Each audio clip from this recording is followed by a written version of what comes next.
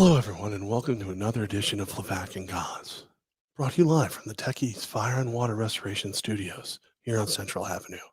I feel like the sweaty balls thing. The sweaty ball skit.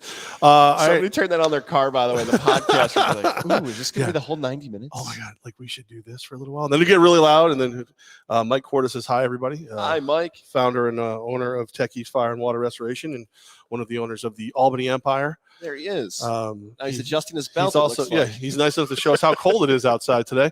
That was very pleasant of him. Listen, here we got people saying hi already. So we got Joey Haas, the fellas, fire, flame. You might have called us flamers. It's fine either way. This show is so lit, Joey. Yeah. Oh, it's so lit. Randy Tucker, hi, Levack and Goz. Hi, Randy. How are you? It's good to be here. It is a Techies Tuesday, and we are thrilled to be talking to you because there's a chance this is the only show we're doing this week because Goz is dying, and and I got a lot of stuff. I'm a very busy man. Very busy man. My wife informed me before I came today that I have fluid in my lungs and I should have a doctor look at that. But I told you, Levack, I will do the show with you. Let's just be clear on something, right? You don't have Rona. I mean, I'm getting tested tomorrow, and I got vaccinated. vaccinated. You're getting tested tomorrow? Yeah, I was busy today. I had to take a nap. I was coughing a lot, so I'll get tested tomorrow. But I'm sure you'll be fine during the show. I just want to point out, I now have video evidence. I have proof. If I need to take a little 10-day staycation, it's Goz's fault. It's Goz's fault. The Empire will run itself. Tech East Media will be fine. Be fine. Right. Working out a deal to go to the turkey trot right now. Going to be at the turkey trot. Not going to run the turkey trot. Going to volunteer and help because that's what I do. All right. Before we go into the good stuff, let's get the crap out the way. Henry Ruggs, the third wide receiver of the Las Vegas Raiders this morning, about 3:39 a.m., I'm going to say allegedly in the beginning, and then you guys can just pepper it in your own mind. Allegedly, he was driving his Corvette. A Toyota RAV4 was rear-ended by said Corvette. The RAV4 caught on fire, had to be put out, and someone was deceased inside the RAV4. So at this moment, Mr. Ruggs, the third, is looking at a DUI with manslaughter peppered in. Not trying to make light of any of this. It's just horrendous. And I am going to go on the record right now and say that somehow, some way, this will be one of those situations where someone comes out and says the RAV4 was partially to blame and they don't want to ruin two lives because the NFL does not want people believing 22-year-old star players in Corvettes are running wild inside Vegas. So thoughts and prayers to the family and the victim. But I will be shocked if this is not swept under the rug. Oh, is that dark? Am I dark? Am I being too dark to start the show? I might be being too dark. I'm sorry. Well, I'll say fart jokes and funny stuff soon, but I just want to get this out of the way. I can't imagine a scenario where the NFL lets this be all about Henry Ruggs getting drunk and hitting somebody with a Corvette. I'm surprised the way in which you've taken that take because I think it's very nuanced. I usually use the SAT word there because you and I understand how this goes in the professional sports landscape that, like you said, on a Tuesday, where it's usually a slower sports day when we talk about headlines and things like that, the NFL does not, this is a talking point, and you mentioned the city of Las Vegas in particular, of are people over the acceptance of sports gambling, sports wagering, the wild west of Vegas. And if we're going to continue to put athletes, professional athletes out there with millions of dollars in their early 20s, is this an example? Is this a outlier? What does this mean for the future of Las Vegas? And that's an interesting point that either you've got an idiot like Henry Ruggs making this terrible mistake or more mistakes are on the way. Here's another thing to look at. The 2024 Super Bowl is still yet to be named. So right now you've got Los Angeles coming up. You've got Arizona, Space, and then New Orleans. And everybody thinks it's going to be Las Vegas. Right. Now, why is there a pause right now? You may wonder about situations like this that, okay, what if we, as the NFL, have this city as our representation of what we believe is the shield, the integrity of the shield, and we say, oh, this is what's going on in Las Vegas? Yep. Look, there are athletes who play for the Golden Knights hockey team that, at least off the top of my head right now as we're talking about this, I can't tell you the situations in which they may have found themselves in trouble with the law out in Nevada. This is a prime example on a Tuesday of something that may knock Ruggs out for the remainder of the season. The NFL gets so all over the place with punishments and how things happen. But if the NFL put him on the commissioner's exempt list or ended his season today, I'm not going to argue with that decision by Roger Goodell. Yeah, no, I think you have to. I would put him on the list right away. I would. And look, he was mic'd up earlier this year, Henry Ruggs III, and I liked what I heard. He sounds like an upbeat, fun dude, team first kind of guy. Like he sounds like the guy you want one of your young, hopefully future stars to be. But this is the kind of thing. I guess my point in all of this is I hope that this is realistically about finding justice for the victim of this. Okay. As I hope. And then if the information comes back and it's not 100% Ruggs' fault or something like that, I would love to believe that, but I'm not going to believe it. I'm not going to believe it. And I believe the exact charge is DUI resulting in death, which already sounds like you're going, yeah, it's DUI, murder, manslaughter. That's dark. We don't want to go there. How about how do we clean this up? Resulting in death. Oh, it just so happened. It was, yeah. So I'm very disappointed, very saddened, and I just hope it's really about that and not the politics, the optics of a 22-year-old star doing something extremely stupid in Las Vegas. But we'll see. All right, had to do the serious story. Now it's gone. We go on to the fun stuff. Fun stuff. Yeah, fun stuff. Not so fast. From Monday Night Football. So, all right, we are live here at Techie's Fire and Water Restoration. Your best way back to normal. Check us out online, tefirewater.com. Techie's Tuesday. Guys, was last night the worst Monday Night Football game so far of the year? Yes, and not even just the worst Monday Night Football game of the year.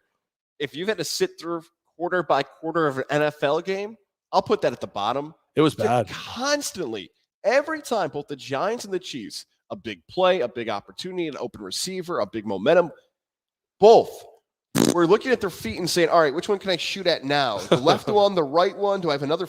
Constantly, both teams self-inflicted wounds throughout the entire game.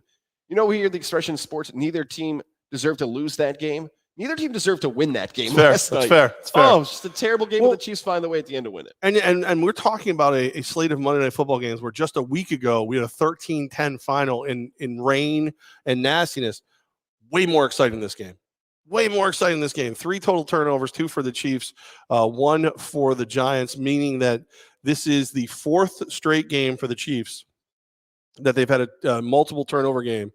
It is the tied for the longest streak in the NFL this season, as well as the longest streak under Andy Reid.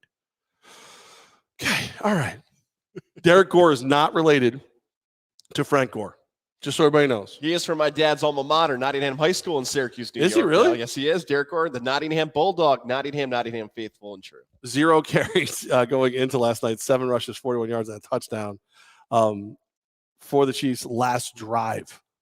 So no carries in his career, then 7 in one drive for Mr. Gore, for your father's pseudo classmate or whatever the hell he is.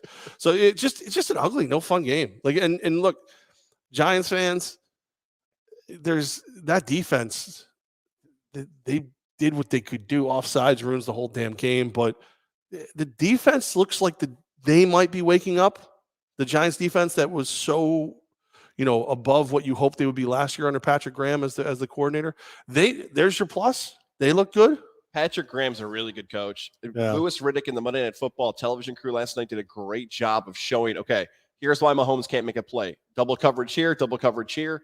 Now, is it all about Patrick Graham having a great scheme against Patrick Mahomes, or do we go further back to the Super Bowl against Tampa, where maybe that tape, that film of how the Buccaneers defended Patrick Mahomes is now spread across the NFL, where Mahomes does not look like the dominant quarterback he's been over the last 3 seasons. But Graham did a great job. Yeah. Yeah. Let him have the underneath stuff. Make him be patient. Make him screw up. And I don't want to, break my arm, pat myself on the back because it's painful. But I told you after his rookie year where he was just doing these amazing things. Sooner or later, he's gonna regress simply because when you've got a 300-pound lineman running at you and you whip the ball around his side when you can't see where it's going.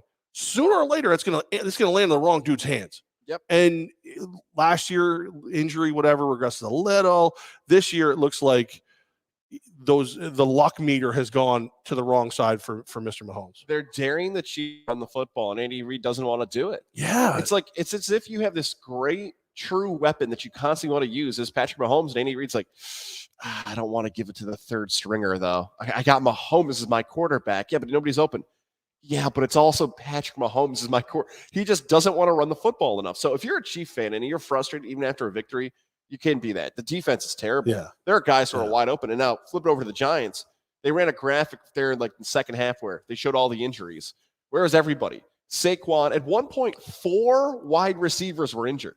I actually thought, who was going to get on the field and catch the football? Tony got hurt and then he came back, and a few other guys were just injured and not playing at all. But Giant fan, you mentioned it. The offsides penalty killed their momentum. There's a play in which they get a deep first down, and a penny, I think it's like the 4th string running back, gets in the chief defender's face and starts taunting him. The taunting's been bad in the NFL. That deserved the penalty. It was just idiotic of how dumb that play is.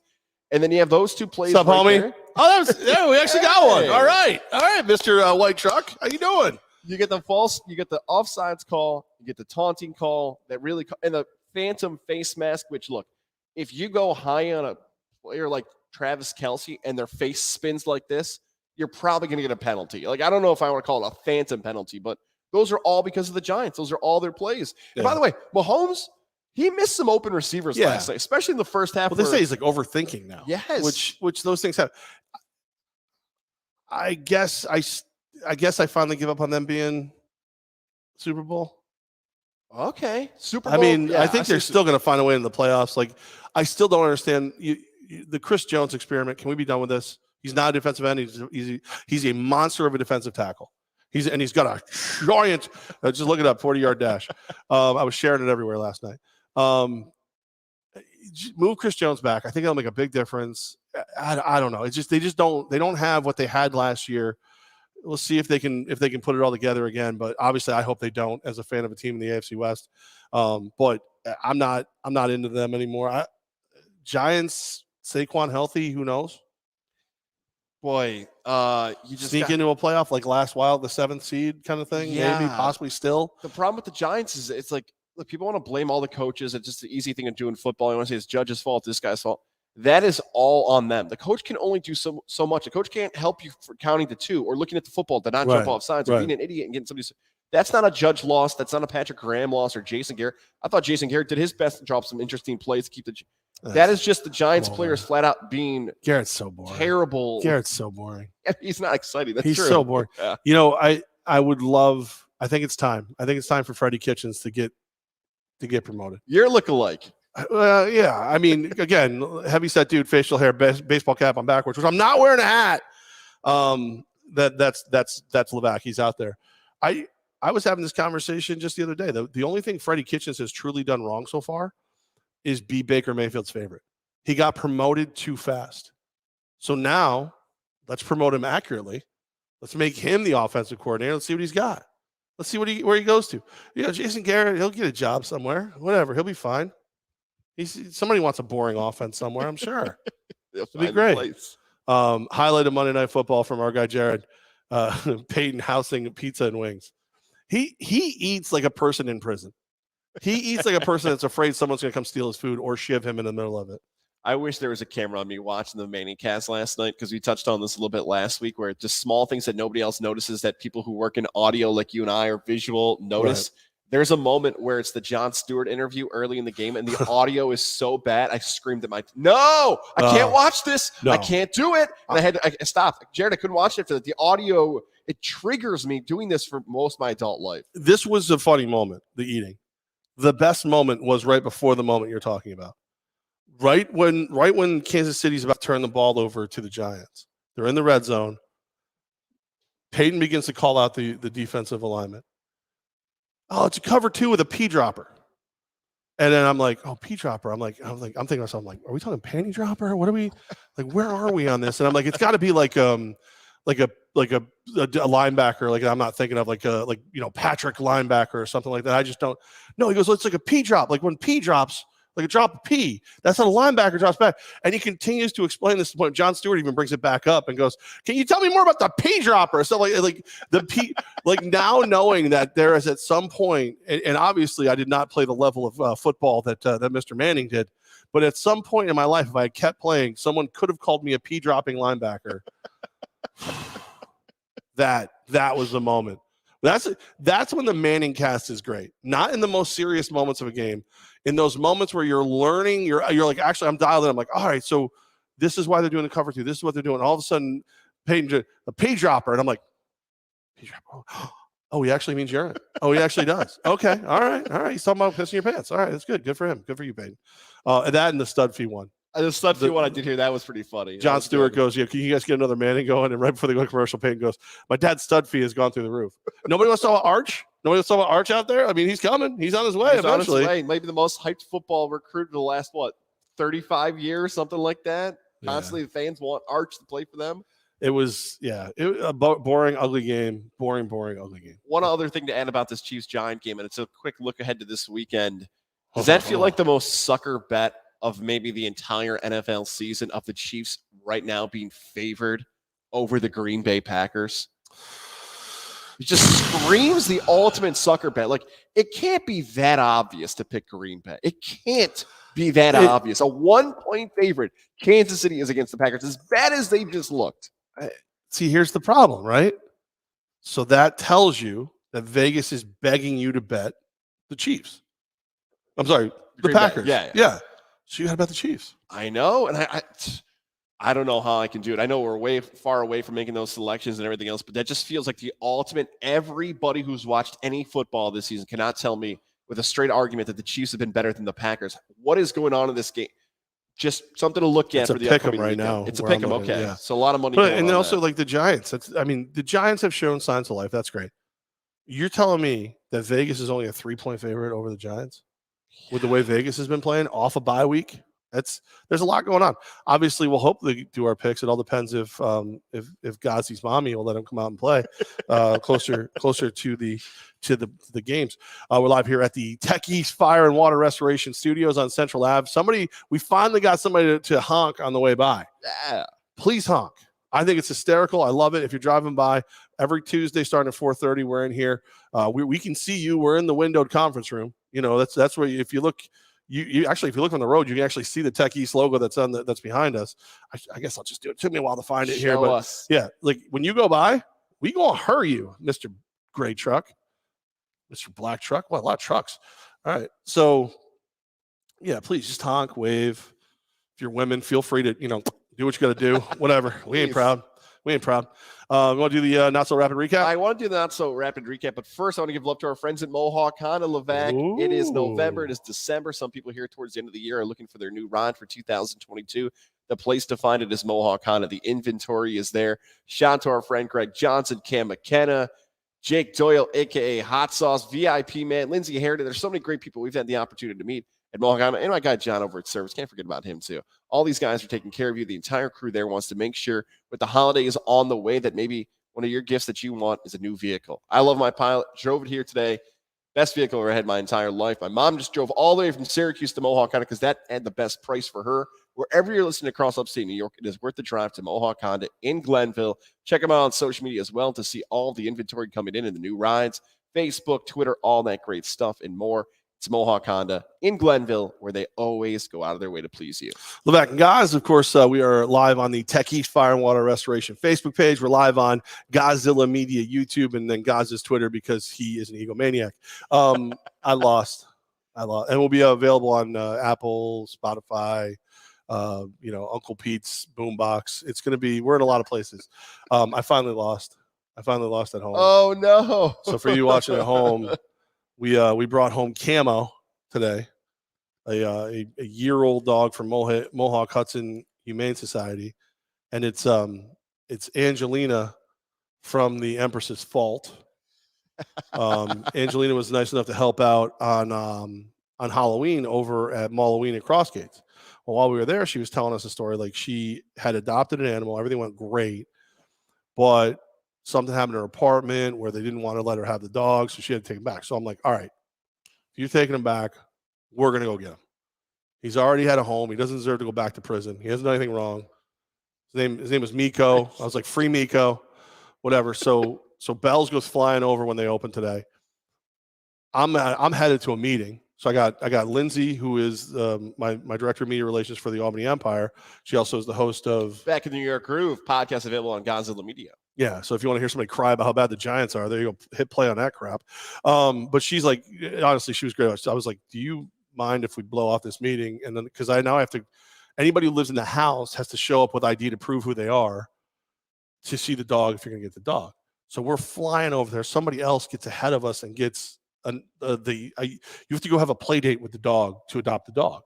So Miko's name is now Spike again because that's what his name was at Mohawk Hudson. So the dog already has an identity issue. We were going to have to therapy.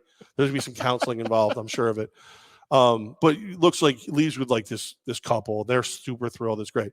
So meanwhile, we walk around and Bells meets Camo. And she's just, I see the eyes light up and everything like that. And I'm like, it's not my dog. I don't care. You are a responsible young lady. You paying with your own money.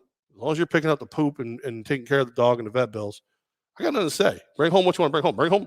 Bring home a Labradoodle. I don't, whatever, get a horse. As long as it's not going to be a problem for me, I don't care.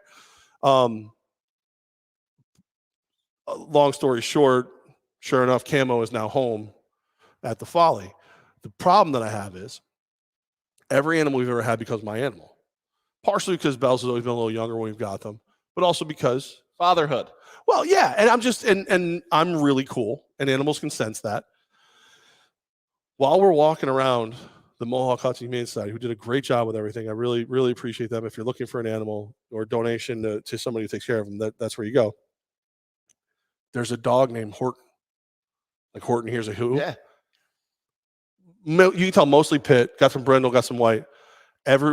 Guys, like if I was holding a milk bone dog biscuit in the air, that dog would not have followed me with a bigger smile everywhere I went. So like everywhere I go, there's Horton. Like, hey.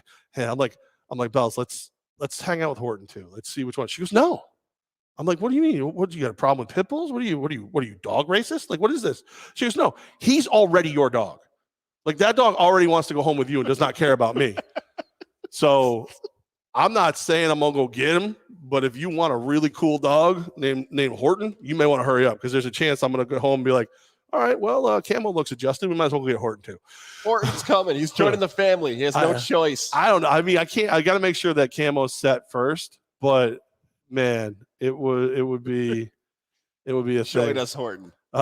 John Stone in Troy saw a commercial with Milk Dud Mike. What a dude. I love it. Yeah, so the Levack family grew by one today, and it's all Angelina's fault because we went to get her dog to try and get that back, and then she'd be able to. I was like, I'm a perfect dog sitter, Now we've got Camo. Thanks a lot, Angelina. You owe me. You're dog walking. You're welcome, what. Yeah, Angelina. you're dog walking is what you're doing. That's the thing. That's free. happening. All right, let's do the not so rapid recap from the NFL Week 8.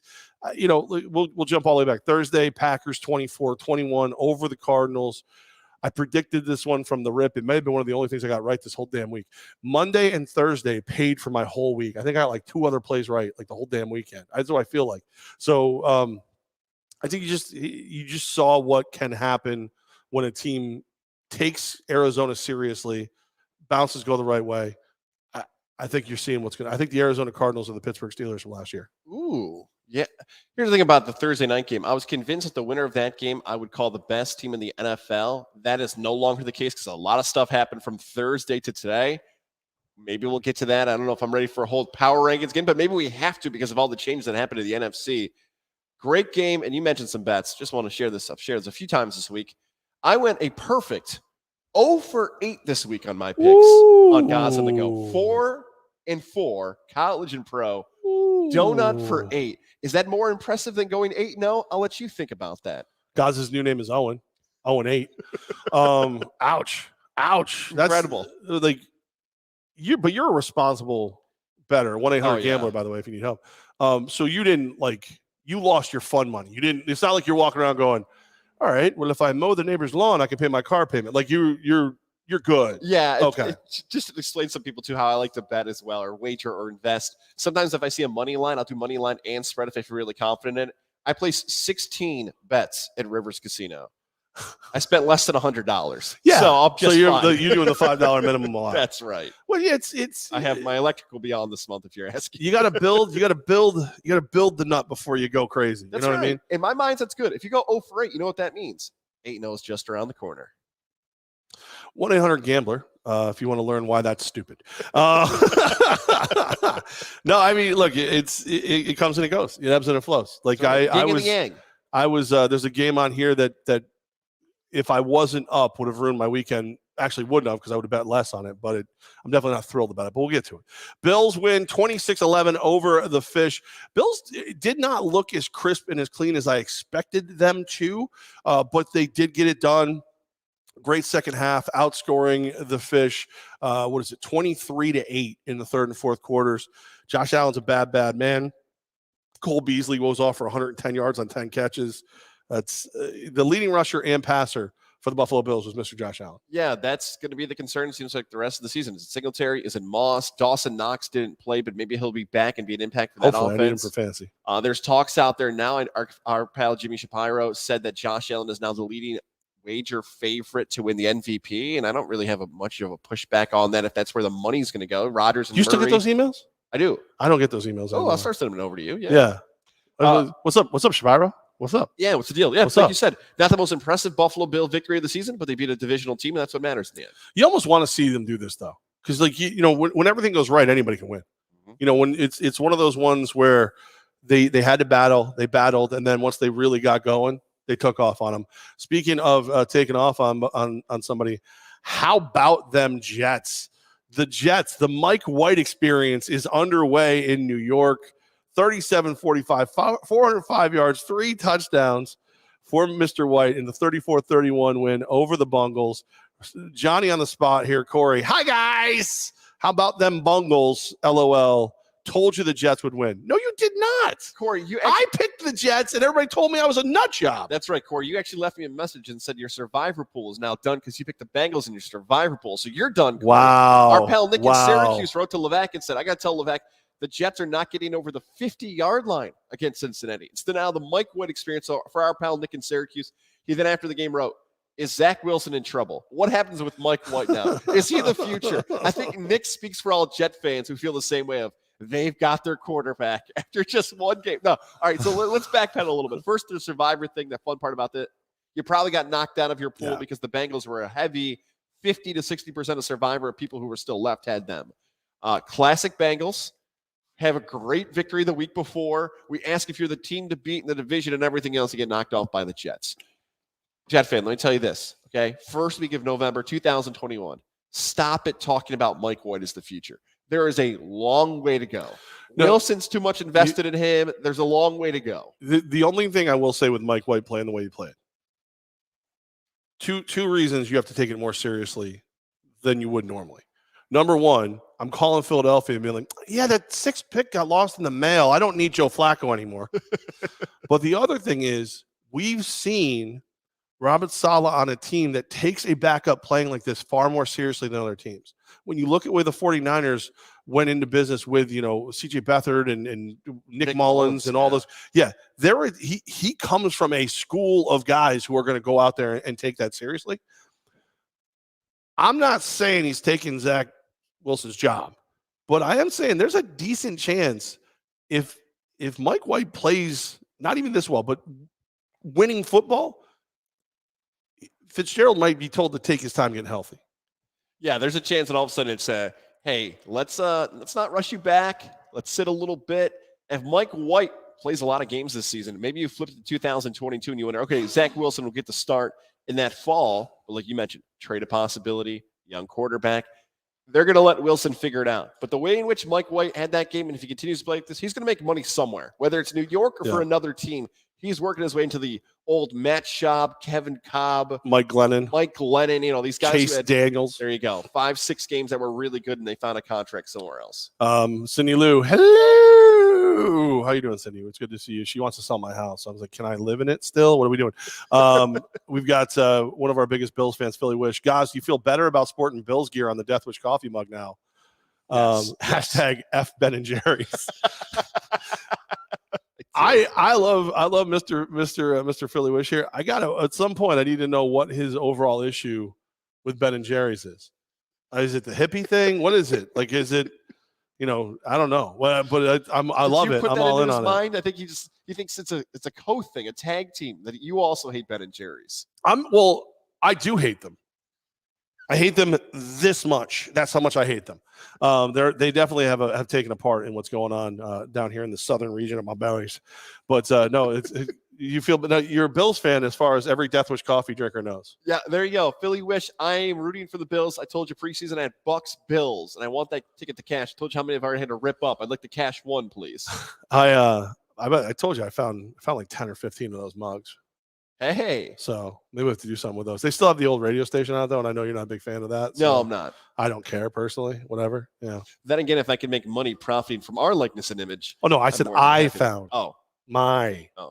You already spread my money around all these freaking nerdlings that you got doing podcasts.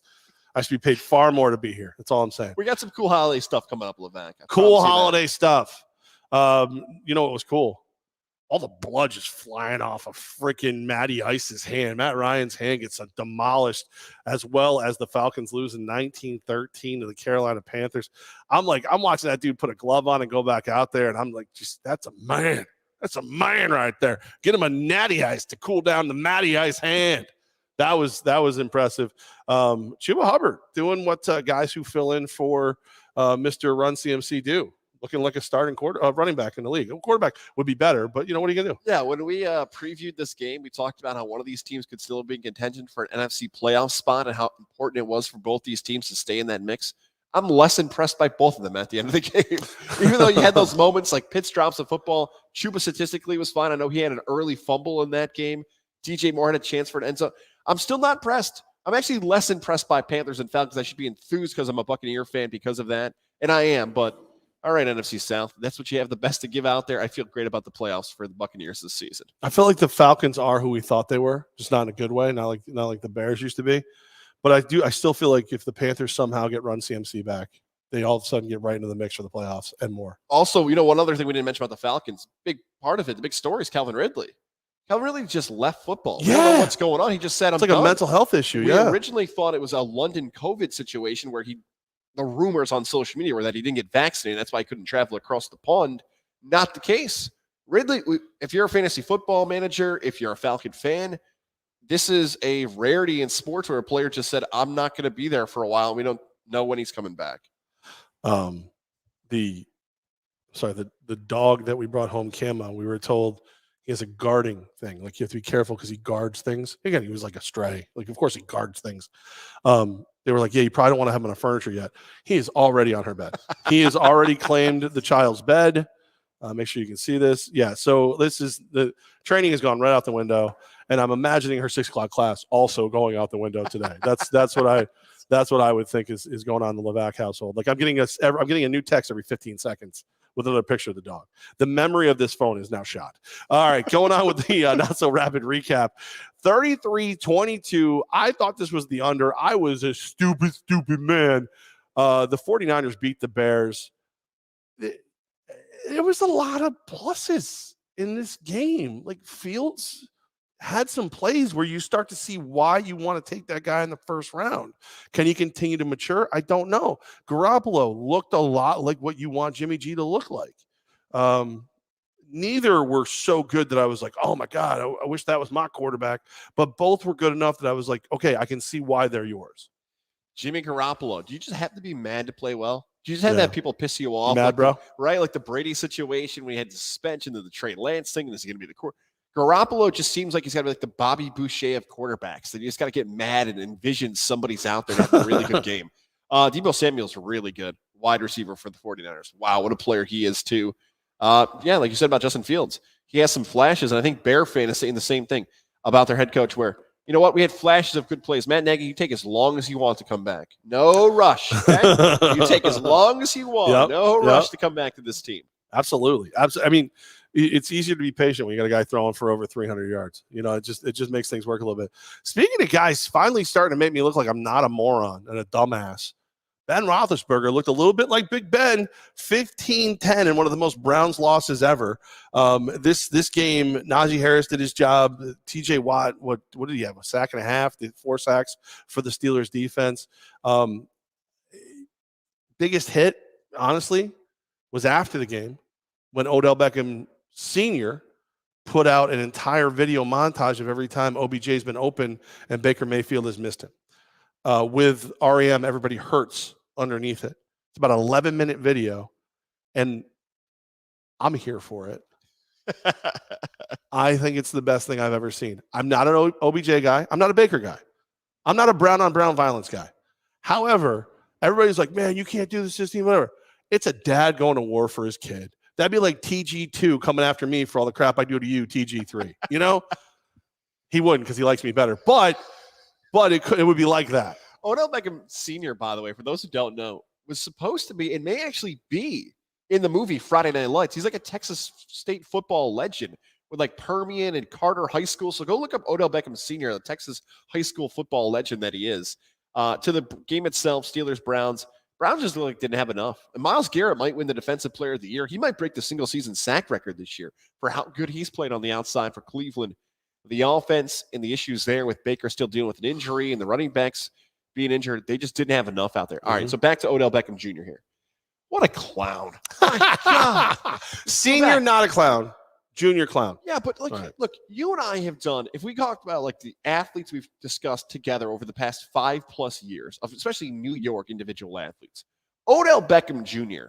is near the top of the New York athlete we've discussed individually, maybe the most over the last 5.5 years. Enough, Odell. You get hurt. Okay, fine, it happens in sports. But you haven't been good in a really long time. Like a serious, impactful wide receiver. There was reports going out from our pal Field Yates and others that said, is Odell Beckham Jr. going to get traded? This was a classic move today of, hey, I'm upset I'm not getting the football enough. Let's do everything I can before the trade deadline to get traded. Hey, Dad, can you help me? Sure. I'll put out a weird-ass video of REM, like you said, of like, and it didn't work. And you know why it didn't work? Nobody wanted him because he's not good. He's not productive. That's the problem. Like, I've defended Odell as probably way too often now looking back at it. He's got skills. He's got talent. He's going to help Cleveland get better. He hasn't been good. There's nothing else to say about it. In this move today of trying to get, where the hell did he think he was going to go? Like, hey, Cleveland, we got to get Odell. I know he had one target. We got like nobody wants him. He's just not productive anymore. There's no other way to put it with Odell. He's the classic example of the juice not being worth the squeeze. Yes. Because if he wanted to, I fully believe he could be a top 10, 15 receiver in the league. But that's not his priority. You think about it. When you think about OBJ, you think about that amazing one-handed reaching back catch against Dallas. You forget they lost that freaking game. You forget that most of his big stat games were in games they either lost or they didn't matter. He's not, like, the beauty is that people are finally they've stopped railing against the Giants for the most part over him. I still think he ends up on the right team in the right situation. He could be, I don't know about Pro Bowl, maybe just under Pro Bowl. You put him with a Brady, I think he goes nuts. I will point out, Brady has gotten everything he's wanted since he got to Tampa, including Antonio Brown and Gronk, who are both head cases in different directions. And he hasn't asked for OBJ. He has not asked for OBJ. So I think that's I'm kind of I've come around all the way on him where I'm now rooting for him because everybody else is against him. Like I now feel bad. Right. Like I was so against him in the beginning because if you were really being honest and paying attention and reading between the lines, Tom Coughlin was telling you this kid's lazy. And maybe like the divisions of lazy are different, right? Like my division of lazy is fat as hell. His division of lazy is he's wasting like a kind of physical talent that most people don't have. So I guess you could say that about me too, but more to the fat thing. Rolling on. You know another one I got wrong? 44-6 Detroit gets stomped down by the Philadelphia Eagles. I mean, this game, I kept waiting for that moment when Detroit went, hey, we play football too, and it just did not happen. Two really bad teams, and Philly looked really good. Good for you, Philly fan. That's your moment right there. Eagles are bad. Eagle fan, bottle that up. Act like it wasn't Detroit out there. Just like put that as your whole season montage, right? Everybody loves to do like, here was the Eagle season in 2021. Just play all those Lions cuts of everything that you saw. Same with you. I think we both might have picked the Lions outright in this game. And, what else were the Lions going to win? Yeah. Now, here's the thing. Like, if you're an Eagles fan, in reality, this is the first step towards good. You beat the hell out of the teams that are worse than you. Like, you look at their schedule this year, and that's what they've done. They beat the hell out of the Falcons, who they were better than. They lost. They almost beat the Niners. They were in that Niners game. They got destroyed by the Cowboys, but now we're starting to see the Cowboys are one of the best teams in all of football. They got beat by the Chiefs, but they put 30 on the board against them. They beat the Panthers. They're better than the Panthers. They lost to the Buccaneers, but they were in the Bucs game. Raiders destroyed them, but they clawed their way back into that one as well. So they're doing that first step towards being good. And there's no point in muting your microphone if you're going to die over there. Oh my God. Hey, wait, no, you made a good point. Hey, can we get the Stereomus team in here? Can we get the fluid in his lungs? Said it wasn't a big deal. By the way, Techie's Fire and Water Restoration, tefirewater.com. We have a machine called the Stereomus machine, which is a very good way to disinfect rooms after Goz coughs up a lung in it. So just give us a call if you would like to do that. Schools, businesses, we're here for you. Rolling on with the not so rapid recap, which is probably the least rapid recap we've ever done. It's pretty sad, to be perfectly honest with you. Titans Colts. This one hurt me. This one hurt me. Levack. Let's say that I was up. Well, just make up a number, $175. And let's say 125 of those dollars went right back out the window on the Colts, because that's what happened.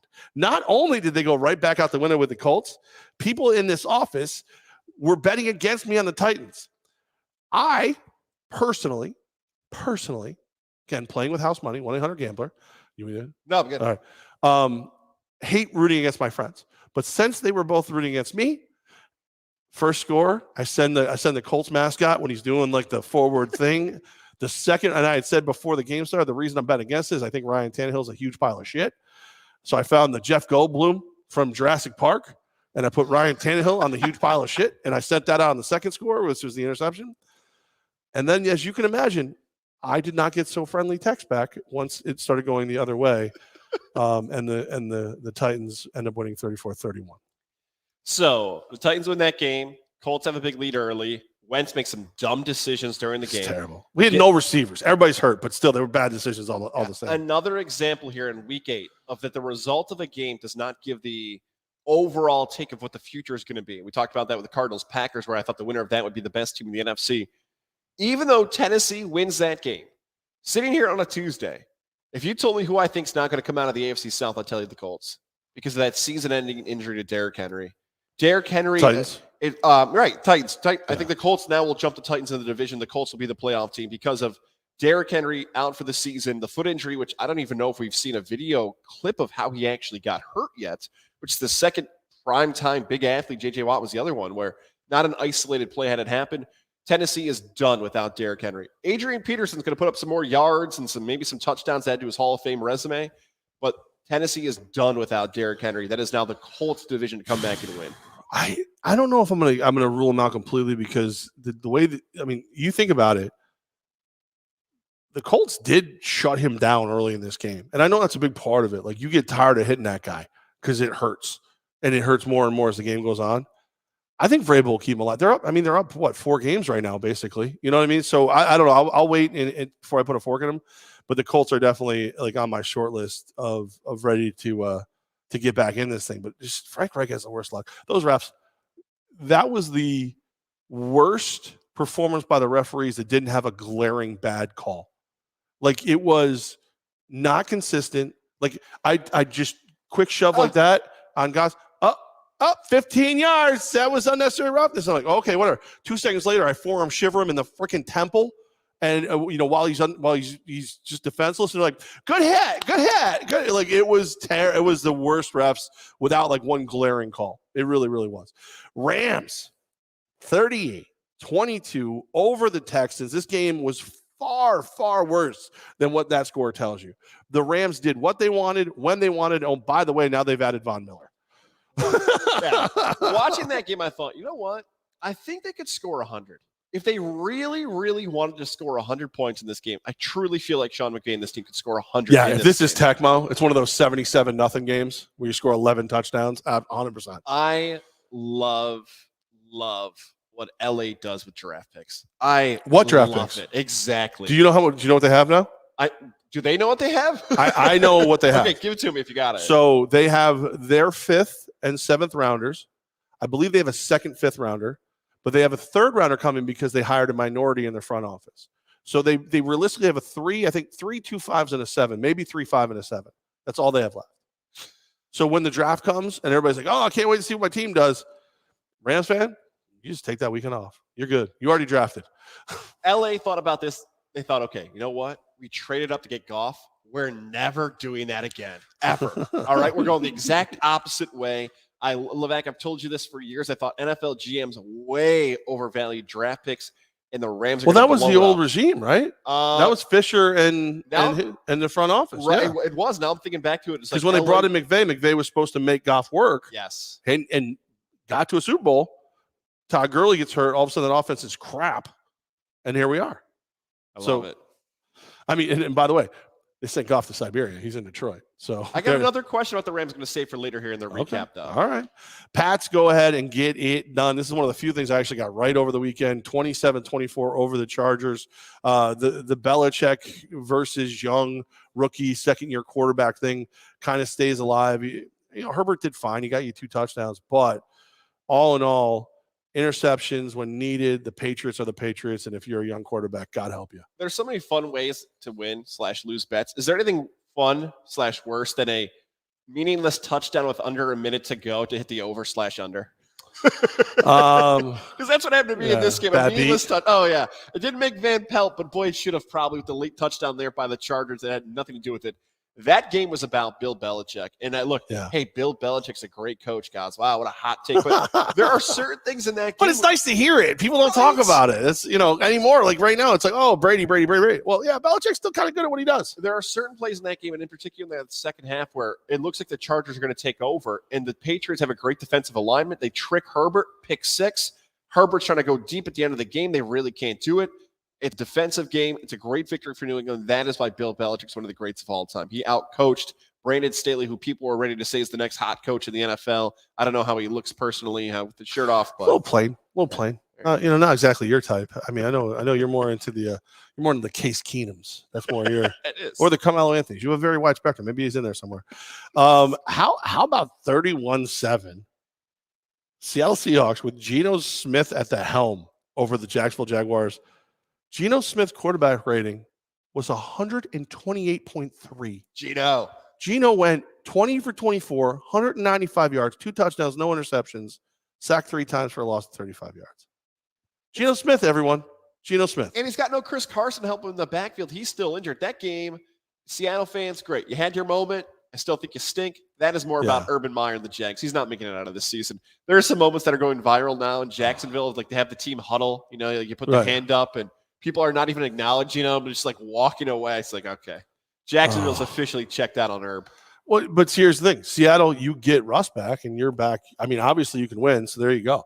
The Washington football team travels to Denver. Broncos win this thing 17-10, meaning that of my 3 survivor pools that I entered, one of which I gave to my daughter is still alive. She picked Denver this week.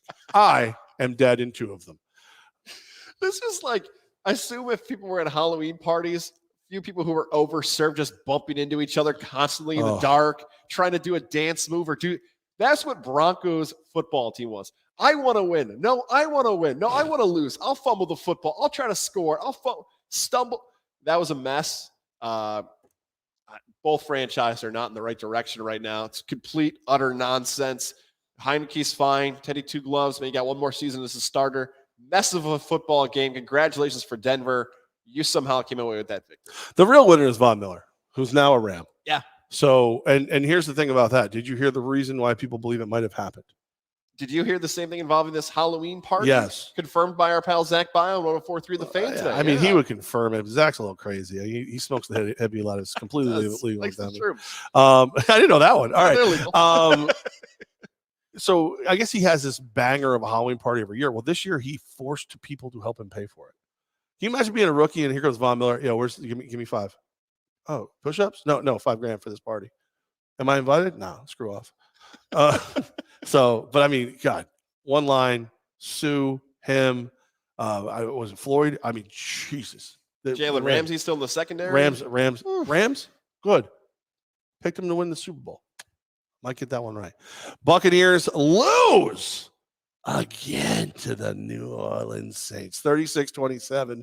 Biggest loss on the field, maybe, just maybe, is the fact that now Trevor Siemian is the starting quarterback for the Saints. Jameis tears the ACL, damages the MCL. No more Jameis Winston the rest of the year. Bummed out. Jameis Winston was having a season that might have redefined how we viewed his NFL career. Bummed out for Jameis Winston. Told you this when we previewed the game. This is always a bad matchup for Tampa. If the Buccaneers weren't my favorite team, I probably would have taken the Saints as this flat-out pick. I took them with the points. They just don't play well against New Orleans. It's a bad matchup. Sean Payton's got Bruce Arians' number to all that stuff.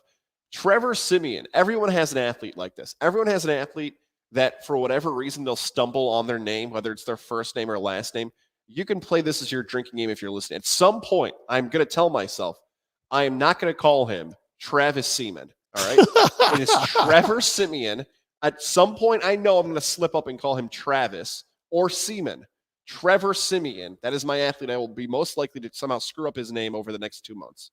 But Travis Seaman it could be his porn name for all you know. I mean, that you don't really know. I mean, you might have just stumbled onto the story of the year. Trevor Siemian. Yes, Travis Seaman, right.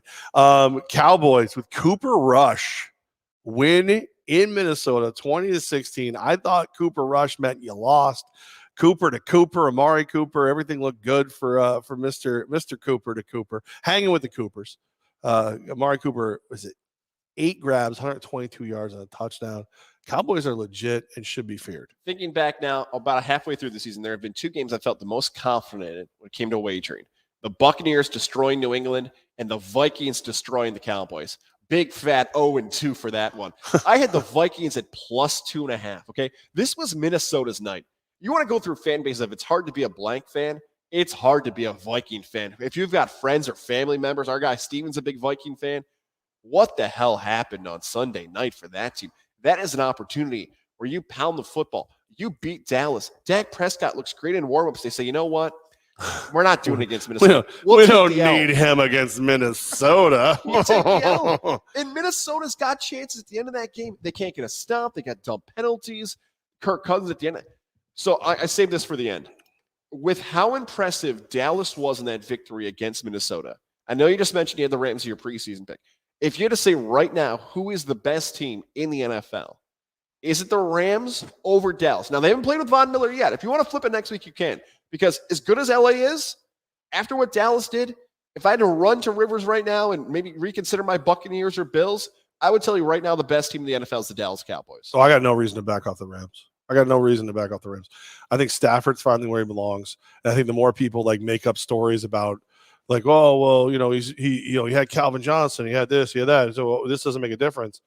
The Rams are legit. The only thing that remotely makes you nervous about the Rams, the running back situation is a little more foggy than what I would like, but I think McVay can work his way around that. And McVay reminds me of Gruden before we knew what he used to email. He's got that vibe to him where he just where's the deficiency? I can make that work. Except for he seems to like his quarterback and get along with him.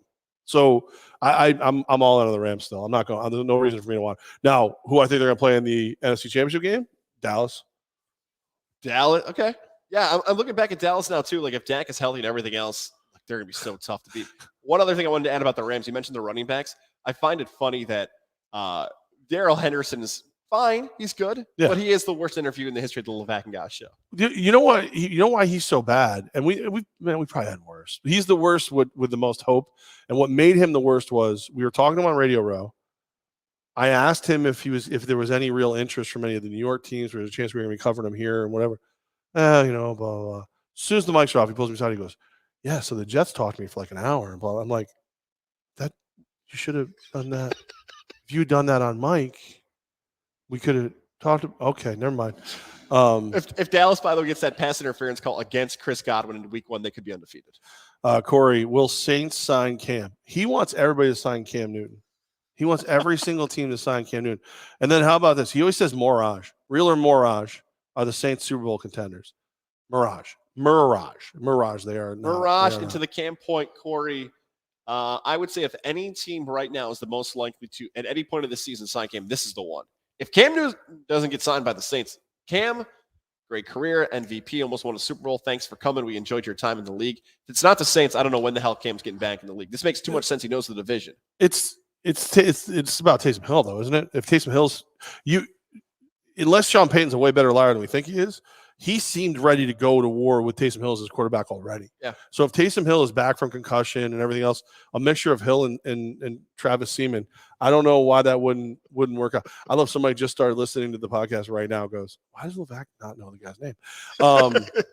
No, see, I don't think so. I think Cam's another guy. Like when Cam is 100% physically, just right, he's a monster.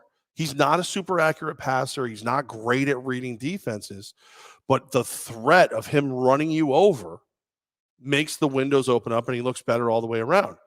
That's awesome. Lamar Jackson is now becoming a guy who can do those same things faster, but now he's got to the point where you can see him starting to get better outside the numbers with the ball, and he's starting to read defenses, which, it's almost like that scene in Happy Gilmore. Oh, Happy can putt. Like he's rounding out his game. Cam never had to, and I don't see him starting now.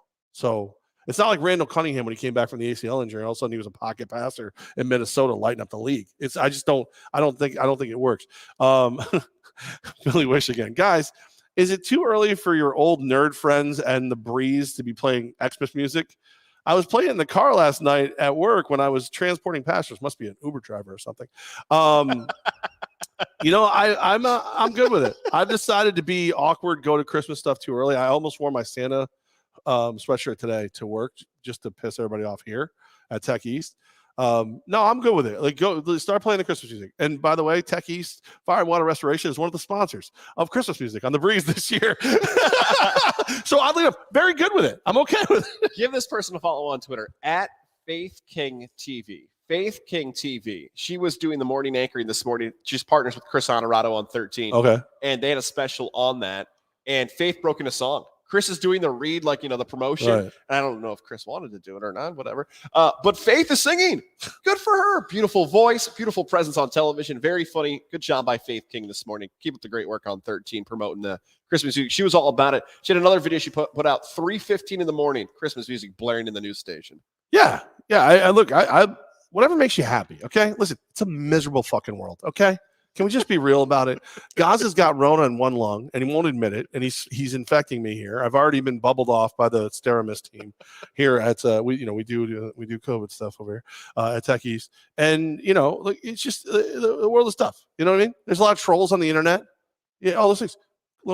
Little oh by golly, have a holly jolly Christmas. If that makes you happy in November, rock and roll. Yeah, have a good time. I don't have a lot of Thanksgiving music, so let's just skip over to it. Let's just do it. I was playing Christmas music in my backyard in July because the neighbor's kid was pissing me off, and I thought it'd be funny to blare Christmas music until his parents brought him inside. Yeah. So, yeah, no, I'm the wrong one for that. I'm all in. I'm all in on the Christmas music. All right. What? You don't do that? You don't do a little psychological warfare from time to time? I have so many follow-ups for the child. Was it a teenager? Was it a baby? No, younger kid. Good kid. He's a good kid. He's just a little over the top. And by over the top, I mean he climbs up the fence. And when I'm trying to mow, he's in my face, like, hey, and I'm like, hey, and he's like, hey, and he just keeps saying, hey, and I'm like, what you want? And then so I was just like, yeah, and we're going to need a lot more balloons to get my fat ass in the air. So that's where I'm at right there. Really quick. I don't know if you wanted to do this or not. Did you see the college rankings? I did not. I was holding off for the college football playoff rankings that were coming up a little bit. The AP top 25 is out though, and I will say this. It is a mess. It is an absolute insane mess. I don't hate it. Okay. I don't hate it. Georgia's number one for sure, right? Yep. I don't hate Cincinnati being 2 right now. I don't think they'll ever be up there again. Here's the problem with Cincinnati. Cincinnati, they're not Cincinnati. They're not Central Florida from years ago where they blew teams out. They're not Boise State. They're not one of those teams. If I did this on GozzillaMedia.com, Michigan State should be number 2. That Michigan State game was great. Back and forth, both teams even. If you play that at the big house, maybe your Wolverines pull off that win. If you play that on a neutral field, that might come down to a game-winning kick. Michigan State goes out and beats Michigan. They're undefeated. They're a Power 5 team. They've beaten better opponents than Cincinnati so far this season. Michigan State should be 2. Now, Cincinnati gets College Game Day this week. It's a huge deal for the program and everything else. Michigan State has Purdue, Ohio State, and Penn State on the way, so they have to have the merit to get there. But I would have Michigan State at 2, and I'd put Cincinnati at 3. Here's the problem, and it pains me to say this. What if Michigan's not good? Michigan, the Wolverines? Yeah. What if they're just okay? What if they're an okay team? And that's like, Michigan State, like, yeah, we just beat Michigan. And it's like, okay, cool. They're just okay. Like the inconvenient truth of the Big Ten is right now, Michigan and Michigan State might both be overrated. You're saying basically that by the time late November hits, they both could have 2 losses. Michigan get knocked off by Ohio State. Maybe Michigan State loses back-to-back to Penn State and Ohio State. Hell, that Purdue line smells as smelly as it did when they played Iowa, the Boilermakers. It's possible that they both could fall off, but I have to give them credit where credit's due right now. It's the weekly rankings. Like to that point you just made, right? Like Alabama. Alabama has 1 loss and is ahead of some of these undefeated teams where it's like, okay, you put Alabama on a field against these undefeateds, would Alabama beat them? Maybe, but these undefeated teams still have work to do where they can actually, at the end of the day, say, hey, I've got a better resume. Here's kind of how I look at this. It's like students in school. Hey, I know this kid's smarter than the other kid, but right now we've graded the papers and his average is better than his. I know there's more tests to come. I know there's more quizzes, but I can't change this kid's grade yet until he passes some of the tests and gets higher scores. Yeah, but remember, this is a little more subjective. You can be more subjective. Bama, I'm still, of all the teams I think could probably beat Georgia, Bama or Ohio State. I guess I'm not I was a preseason, loved Ohio State. I know CJ Stroud's getting a ton of love and his stats are great. You're voting for him to the Heisman, right? I don't think Ohio State's very good. As people make him out to be. But who could beat Georgia? Just Bama? Boy, who could beat Georgia? I would tell you nobody. But all right, who has the best chance? Championship game, post New Year's. What is it? January 8th or whatever the F it's going to be. It's got to be Bama, right? It's not Oklahoma. Hey, Michigan State. Man. Kenny Skywalker III ain't doing what he did to Michigan to Bama. I feel like Alabama is the right answer. The problem I'm struggling with is Wake Forest. I wish it'd be Wake. I'd love to get a Wake Georgia title game. The problem I'm stumbling here with Bama is that they still have a freshman quarterback. Bryce Young is good. He's a starting quarterback or a freshman for Alabama. That alone is an unbelievable statement at any position. But if you told me one of these great defenses of all time gets a freshman quarterback, don't you think Kirby Smart's eventually going to catch him? I'll go with Alabama, but you can hear my lack of confidence in that answer. I wish it was Oklahoma, but Rattler. All right, who's your 4? Who's your top 4 then? My top 4 would be this: Georgia at 1, Michigan State at 2, Cincinnati at 3, Oklahoma at 4. I don't hate it. And That's Bama fine. at 5. That's fine. I'm okay with that. I thought it was going to be way off. No, that's fine. I like Cincinnati being up there because I don't know if they're going to get back up there. I don't know. I hope they don't lose. I hope they get in it. And Jonathan Flegel. How do I feel knowing that Nathan Peterman's been cut by the Raiders? Well, I guess we're going to start losing preseason games. I guess that's what it comes down to. The greatest preseason quarterback in the history of the NFL, Nathan Peterman. We barely knew ye. Think about that. Nathan Peterman out. Has there ever been a quarterback more protected by John Gruden's career than Nathan Peterman? No. All right. And if you wanted to sit down, Jonathan, you could be the guy to do this for us. If you sit down over the last 20 years and make an argument of who actually got on the field and played is a worse quarterback than Nathan Peterman in the NFL. Wow. I would like to find out who it is. You're taking preseason out of this? Is that what you're doing? Preseason's taken out. I wonder, see, here's what I think, Jonathan, and Hater Goz over here, Mr. Haterade over here, live at the Techies Fire and Water Restoration Studios. I think they released him because they knew he was a better option for New Orleans than Trevor Siemian, and they wanted to give him a chance to go flourish. They said, "Spread your wings, little birdie. We've already got Derek Carr and Marcus Mariota. Spread your wings, Nathan Peterman, you beautiful baby angel." I think that's what happened. I would say that he's a really good practice player. And Preseason practice, whatever. Ryan Lindsley and Todd Collins is my top 3 worst quarterbacks of the last 20 years, and Nathan Peterman's one. I don't think I've ever seen the cry face where Tom McGrath who gave a little cry face earlier. Must have been the Henry Ruggs story. I don't know. It might have been. How dare you, Soch? Levack, we got to give some love, by the way, to our newest sponsor here on Levack and Goz, Northeastern Insurance. Jared Lozier, if you're looking to save money on your business, your car, and more, call Jared today at 518-956-3753. 518-956-3753. The holidays are here. So many people are wondering how to invest, move their money, find out great ways to get things going for 2022. We love Jared. He spent a time with us at the Hideaway golfing. Great guy. Jared Lozier. Give them a call today, Northeastern Insurance. If you're looking to make those moves for your next big business decision, if you've got money that you've been saving up and you want to make sure it's invested the right way, maybe you run a business and want to make sure it's protected for it might be on the way. Someone to call, someone to trust. Our pal Chad over at the Hideaway had a nice long post about Jared today. I'm like, hey, he's going to be on our show getting talked about today. Knock it off, Chad. Thank you, Jared, for helping us here in the Capital Region. Jared Lozier, Northeastern Insurance. Welcome to Gonzalo Media and Levack and Goz. I was glad that Chad did that because Chad's a hell of a businessman. He understands money. You bought Bitcoin and sold it before it went back up. So darn it. I know Jared does a good job because Jared annoys the living hell out of me, and I still think he's a good insurance guy. So that should tell you something there. But hearing Chad say it, now I'm in. I was like, God said it. I was like, well, if anybody needs insurance, it's this goofy bastard. But when Chad said it, and now I'm in, Jared, good to go.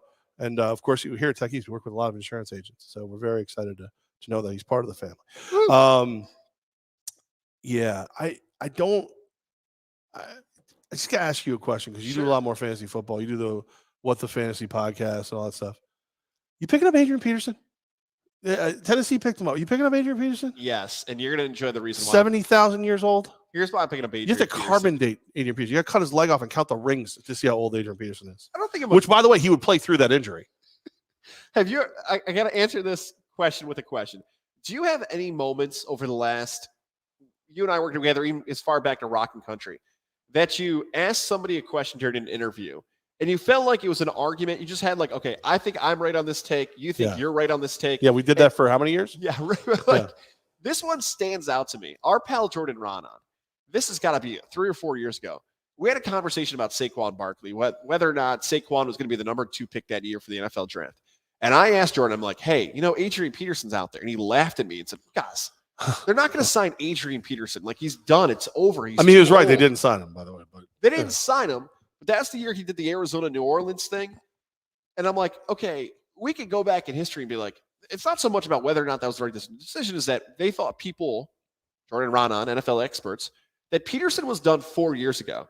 So I said, no, I know he's wrong. I know what Adrian Peterson is. He's a freak. So because for whatever reason, I remember that quote for, I was like, okay, I knew I was right about Peterson. I roll with Peterson every single time. So yes, look, he actually had some impactful games for Washington. He was a starter for fantasy football teams for Washington until he got cut. So my answer to that is yes, especially with how many injuries have been to running backs this season. He can get you some points. So yes is my answer to Adrian Peterson. So don't sleep on Mr. Peterson? No. Well, you know what? If you're having trouble sleeping, you should call 518-885-6185, the Integrative Sleep Center in Ballston Spa with Dr. Fred Dreer. I'll tell you what right now, my friends. Snoring, it's bad for you. It's bad. Means you're not getting good sleep. Means people around you aren't getting good sleep. Means sooner or later, the other person in the room, the missus, might do the old pillow thing. Stop snoring! Or you wake up with the bruised ribs. That's a sure sign of snoring. Stop snoring. There's also sleep apnea. That's terrible. Mine was really bad. Our guy Kyle, who we've hung out with a bunch of times, who still wants to buy us beers after that wild card game we did forever ago, he finally went, and he's like, thank God I went. I got the mold done yesterday. He can't wait for his mouthpiece. We're talking about a mouthpiece, okay? No hoses, no wires, easy to travel with. Maybe I'll bring it in next week and just show everybody because everybody gets all weird. I don't want to do it because I'm missing a tooth right now until December 1st, but who's counting? But so easy to use, so easy to clean, so easy to travel with. Change your life. Get the sleep apnea under control. Get your sleeping. It's gray season, which means if you like the way I used to be, you head bobble, you drive. That's not safe. 518-885-6185. 518-885-6185. Dr. Fred Dreer and the Integrative Sleep Center in Ballston Spa. Helps me sleep better. They're going to help you sleep better too. Woohoo! Thank you. Now, all right. Talking about sleeping, Levack, hopefully people stay up and watch the World Series tonight. I had a banner. I don't know if it's still up there. Hopefully nobody took off like they usually do. Is there an MVP Anderson banner up there about our guy? Yes, there is. Hold on, let me grab it though. I got to do it. Sunday night, the game's in like the 5th inning. It's at 10:30, past midnight finish for the most recent World Series game. I feel like now all the people who complain to us about the games going long, I now feel your pain being the father of a year-and-a-half-old child. Yeah, but you don't even have a job anymore. You're your own boss. Whoa. You're your own boss. You don't work anymore. When do you think I get up and watch the child? This is work all day, Levack. 7 days a week. There's no days off in Gonzalo Jordan Media. still does all the work, though. Right? Absolutely not. Oh, I hope she's listening. Jordan, No, if she you're already tuned listening. it off. She said I sounded sick. Stop it. Anyways. That's funny, Jordan. As soon as she tuned off, his voice went right back to normal. It's crazy. I don't know what happened. Ian Anderson. Do you Mr. toss him Anderson. tonight? Do you toss him in game 7? What do we? We're already complaining about the sabermetric guys yanking him out of the no-hitter. Is tonight the night, to quote Dexter Morgan? I feel like Ian Anderson could have an MVP-type performance if they let him just throw the ball. You hear us. Gene Snitsky, the manager of the Atlanta Braves. Yeah, Schnitzel. Oh, man. So here's the problem I have with that, right? Is throwing him almost it really depends where you're at in the game, right? Max Reid's, by the way, the pitcher. Sorry to cut you off, but right. just in case people are getting confused by how I set that up. Let's say if Reid's out in the 3rd, I throw him. But if Reid's out in the 6th, that's why you have a bullpen. You let your bullpen work. Because then I have him as all hands on deck for the 7th game. I think you need to win, though. I really do. I've seen it. We've seen it way too many times recently where team gets out to a fat lead. The other team comes back and bites them in the ass, and they go to 7 and they win the thing. But unless it's one of those situations where Reid just doesn't have it and you need to go to somebody early, no, let Mr. Anderson get all his rest. Yeah, look, the game 7 thing. Here's what I don't want to have happen for Ian Anderson. I don't want to have him lose in game 7 of the World Series to but 2-1. Right. He has a great game. We look back, we're like, well, Anderson was good, but he just didn't have enough. Yeah, he did, though. He did have enough. You guys, the Atlanta Braves, did not let him show off exactly and how far he could go. I wouldn't be shocked if all of a sudden he pitches I don't know, gives up 2 runs in 6 innings and they go to the bullpen again. I want Ian Anderson to have that moment. My confidence level in Atlanta is not what it was earlier in the series, especially during that game Anderson pitched, because credit to Houston. People want to call them cheaters. They've had comebacks before. I'm calling them a cheater. They are. They had comebacks against the Dodgers. They've had comebacks against the Rays. They've had this happen before for their franchise. So even if they're down 3-1, Houston has given us the benefit of the doubt that they found ways to come back and win games. So rooting for Ian Anderson, want him to be the World Series MVP. So Lars probably in that category too, but he's got an opportunity to do it. So there's the weird spot. You almost want Houston to win tonight so Anderson has his moment in game 7. I just want to win tonight so Houston doesn't. That's what I'm on. I mean, listen, I'm not a Braves fan, but I'm an Anderson fan. I'm Chris Honorado's a big Braves fan. We like him. They're the closest thing to something to root for. And plus I want it over with, so it's really over. So I can get, completely on the football and be done with it. We're on the NBA. All right. It is Levack and Goz. We're live here at Tech East Fire and Water Restoration. We're in the studios. We're right out front. You can see us. A blue Camaro convertible just went by. How you doing? Listen, last night, I'm in a chain text with Goz and Boston Dan. Out of nowhere, Goz references some story. Boston Dan freaks out. I'm sitting over here I'm about to start looking it up, and instantly Goz texts, don't look it up if you don't know Levack. I want to see your reaction on the show tomorrow. I'm like, at this point, there's no way you can live up to what you guys are hoping it's going to be. However, I did not look it up. I do not have any idea. So Texas is back. This is what Goz put in the thing. Texas is back, !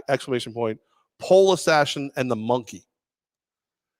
If this does not live up to the hype, I don't know what will. I mean, when there's assassins and monkeys and everything else involved, you've got my attention.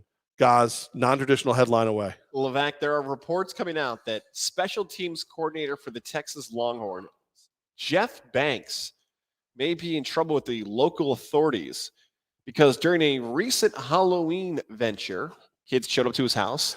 One of the young trick-or-treaters was attacked by Jeff Banks' monkey. The monkey had to be... Did he spank the monkey? He had to be ripped away from the child, allegedly. Again, more details are still sketchy at this moment, of a monkey attacking a child during the Halloween. But Levack, it does not stop there. You ask, why does Jeff Banks, have a monkey? Special teams coordinator for the Texas Longhorns, have a monkey as a pet? Well, as people dive deeper into the story of Coach Banks, he...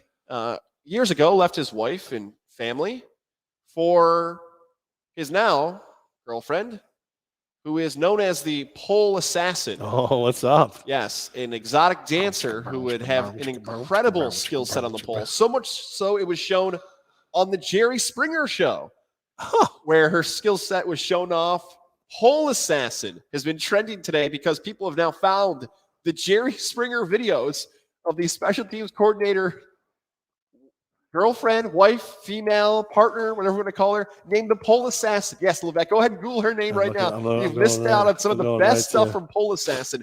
So The monkey is Pole Assassin's monkey, where she used to incorporate the monkey into her dances. Oh, it's actually, it is. It's part of the routine. That's right. Look, that monkey's seen things.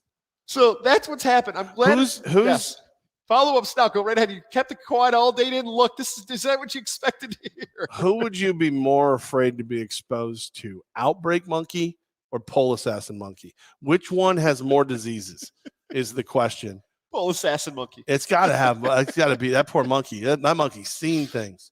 Like that monkey's lived a tough life. Like I listen, I'm not one like the people who freak out and want to call PETA over every little thing. Like if somebody like yells at a dog or something and whatever, and be nice to animals. I'm usually like, hey, calm down. Like, let's say like, oh, you ate a burger, let's call PETA, whatever. No. The fact that this poor monkey was a stripper prop. like you not a boa, not even the animal, like just the feather scarf thing. The monkey was a prop. And by the way, I think I got to give it up to the special teams coach. like, oh, how'd you guys meet? I licked and slapped a 5 on her ass. It stuck. The monkey came and gave me change, and it was love at first sight. All 3 of us. Been together ever since. What do you think about Steve Sarkisian actually hiring him? Like, this had to have come up in the interview. Like, hey, do you have family? Did they not ask about it? What if it didn't? And the first time Sark's having like a family dinner for everybody, he brings her, and everybody's like, I think I know her. The wife starts sneezing. But Gertrude, you're only allergic to monkeys. Like, I don't know, something. Oh, she's the stripper with the monkey, the Pole Assassin from Springer. Oh my God. Will this monkey be the next Harambe? Will the monkey start a cult following? Did the monkey actually get Is set the monkey up? in trouble? Like, what happens to the monkey? Because like I imagine attacking a child on Halloween, the monkey's got a little problem coming its way, a little reckoning. Yeah, pun intended. Is it a witch hunt for the monkey on Halloween? I'm a little nervous about this poor little monkey. Haven't you always wanted a monkey? I want more. I want the 30 for 30 on Pole Assassin. I want that to be an Olympic sport so she can show off her skills. Season 2 of Tiger King, I just want one episode just to be about the monkey. Just about the monkey. Like, I'm now thinking of like the weirdest thing I've ever seen in a strip club. And it's never a monkey. It's never been a monkey. I mean, I haven't been to a strip club in 100 years. As I've said a million times, if I want to give a woman all my money and not get laid, I'll get married again. She was a wonderful woman. We're good friends now. I'm mesmerized. What turns you on about a lady dancing on a pole with a monkey too? Like, is that the second you know what? I take back the kudos to Mr. Banks. Mr. Banks is like, oh man, I've never seen a woman upside down twirl and hang onto a pole with her arch while literally spanking a monkey. I need that in my life. Every time you call it Mr. Banks, I think of the Disney movie Saving Mr. Banks. Like, this is actually a Disney movie involving a monkey. Also, going back to the whole situation. Like, is the kid in therapy? Like, how does that happen? Like, what happens next with the monkey attacking the trick-or-treater? Hopefully the kid's okay. What did the kid do to set off the monkey? He didn't tip. He was dressed like a foreign businessman. Back to the strip club thing. He was dressed like a member of Sopranos. He was any person who was ever in a strip club and didn't tip appropriately. The monkey was like had a horrible flashback to the night that he got kibble instead of prime rib because mommy didn't make enough money on the pole. You mentioned you haven't been in a strip club for decades. But would you have acted like, right. Like, would you have acted cool if you saw the monkey in the strip club? Like, oh yeah, it's supposed to be here. Because I'll admit it right now. I would have tried to act cool and let in like, oh yeah, monkey. That's a Friday night at the strip club. Yeah, I know what's going on. A monkey just sitting there. Right. And like, that's a great friend test too, right? You go to the strip club, the monkey's on the pole with the lady. Whichever one of your friends does not react in just dismay and horror is out of the group. They're out of the group. It's over. I got nothing for you. I got none for you anymore. I can't, like, if I walk into a bar and there's a monkey, I'm like, dude, there's a fucking monkey. That's what's going on. But like, I don't want to sit here and pretend I'm some kind of prude. Like, I'm not cutting a hole in the sheet to make the love. You know what I'm saying? That's right. But I am saying that, like, if the second a woodland creature or a jungle animal or anything is involved, I'm no longer turned on. Like I'm sorry. Like I'm not Corey from Greenwich. I don't see a cow and get excited. Oh, sorry, Corey. That was a joke. I think I leave. Like I'm going to strip club to get a boner, not like hand a banana to the fucking monkey. Let's go back to okay. So you're breaking it down here. He left his wife for her, right? Yeah. So he must have walked into the strip club or found the clip on Springer and said, you know what? I found her. This is what I've wanted Mrs. my Banks. entire life. Yep. Mrs. Banks. And not just that, like I'm sure there's guys listening right now who have stepchildren they don't like. It's like, I tolerate the kid because I love the mom. I'm hoping one day. No, this dude's stepkid is a fucking monkey. Like his stepkid is a monkey, and the monkey attacked a trick-or-treater. Like, I don't know how this is.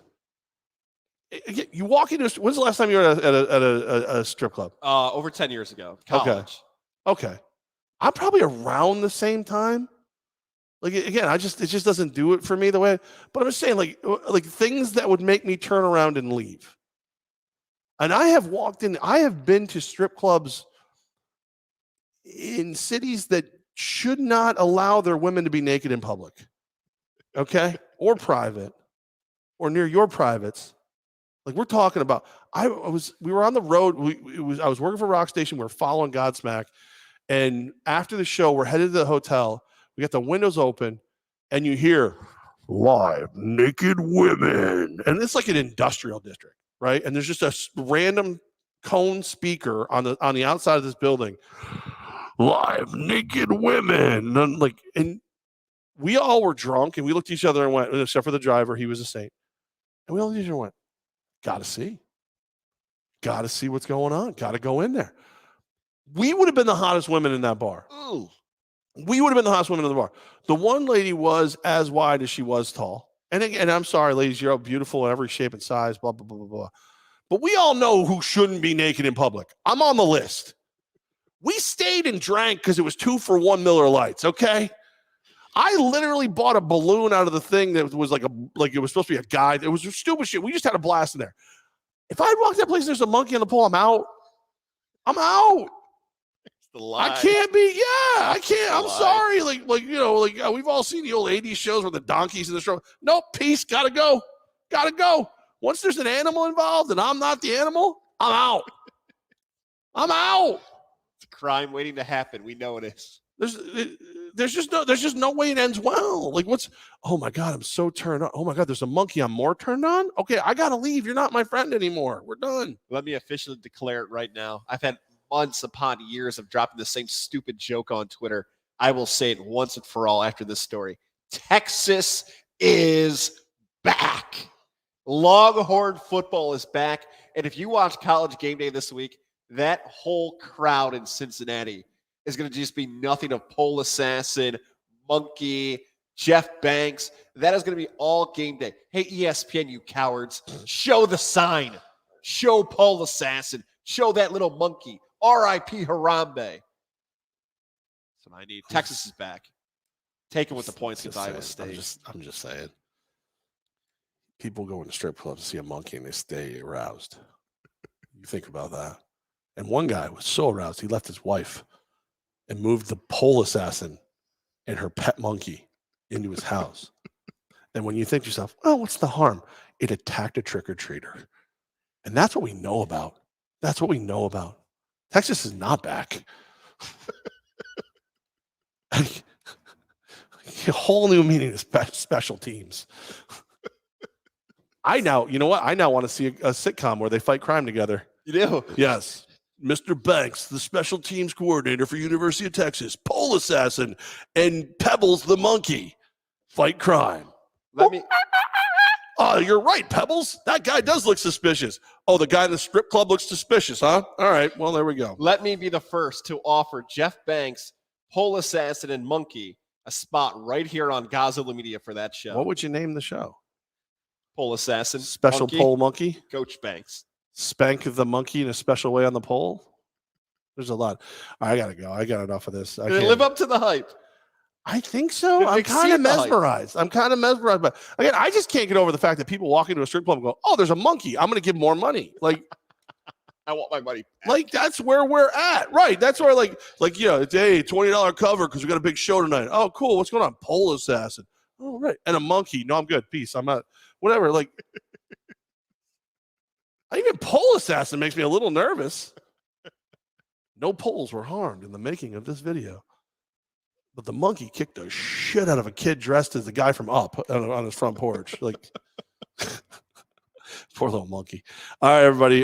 Thanks so much for hanging out. We may have a show. Keep an eye on all of our Twitters, at the Jeff Levack, at Tom Goz, TOMGOZZ. Of course, the Techies Fire and Water Restoration Facebook page. And if you, we appreciate all the comments, the likes, the subscriptions. Just download it on as many devices as you can because we can charge people more money in the future if we ever find a way to monetize this thing. Is that a thing? Yeah. With more views, right? Doesn't it more downloads? Doesn't that look good? Did you say you're going to charge people to watch this? Is that what you just said? No, Listen, our good friend Cindy Martin is one of the best realtors in the world. She said, I kind of want to sponsor Levack and Goz. Well, if you guys download a bunch of crap between now and when I actually talk to her about money, I'll charge her more. Oh, okay. She wants to sell my house. I'm in. Cindy's awesome. And we're happy to have her as a check a on my fan. social media to make sure I'm alive over the next few days. Yeah. Check on mine to see if I found a strip club with a monkey in it. I might have to go to a strip club. I might like Shenanigans is down the road. I mean, like the name of the place is Shenanigans, and they wouldn't have a monkey in there. It wouldn't. I'm sorry. And most strip clubs serve food. Some of the food's good. The lemon pepper wings down in Atlanta, people are breaking quarantine over a year ago. You can't have monkeys around the food. Monkeys grabbing $5 bills and scurrying off. It's freaking. I'm out of here. Bye, everyone. Now we know where COVID came from. Strippers with freaking pet monkeys. I don't know. China, you're off the hook. Pole assassin and Pebbles the monkey caused COVID. I'm out. I can't do it anymore.